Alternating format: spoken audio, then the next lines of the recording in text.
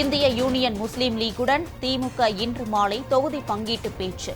நாளை மதிமுக மற்றும் மனிதநேய மக்கள் கட்சியுடன் பேச அழைப்பு.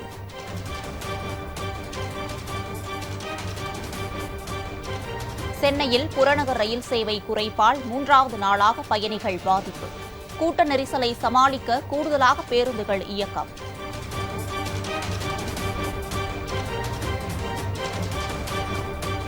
டெல்லி மீரட் இடையே மணிக்கு 120 வேகத்தில் செல்லும் அதிவேக ரயில் சேவை பிற்பகல் 1 மணிக்கு துவக்கி வைக்கிறார் பிரதமர் மோடி.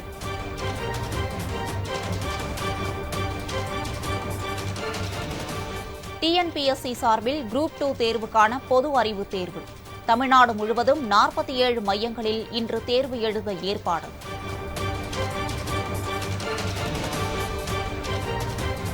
தமிழ் திரைப்பட தயாரிப்பாளர் சங்கத்திற்கு புதிய நிர்வாகிகளை தேர்வு செய்ய தேர்தல்.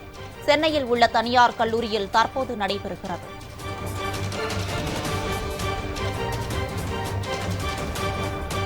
திருப்பூர் மாவட்டம் உடுமலை அருகே காட்டு யானை தாக்கி 4 வயது சிறுவன் உயிரிழப்பு. மற்றொருவர் படுகாயத்துடன் மருத்துவமனையில் அனுமதி.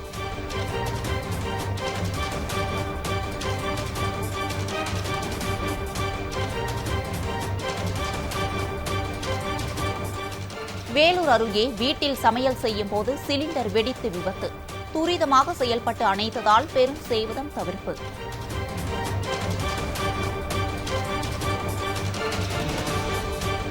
கோவை மாவட்டம் மேட்டுப்பாளையத்தில் கார் தீப்பிடித்து எரிந்து நாசம். உடனடியாக கீழே இறங்கியதால் 4 பேர் அதிர்ஷ்டவசமாக உயிர் தப்பினர். கர்நாடகாவில் அரசு ஒப்பந்ததாரரிடம் 5 லட்சம் ரூபாய் லஞ்சம் வாங்கியதாக புகார். பிஜேபி எம்எல்ஏ ஒருவர் கையும் களவுமாக கைது.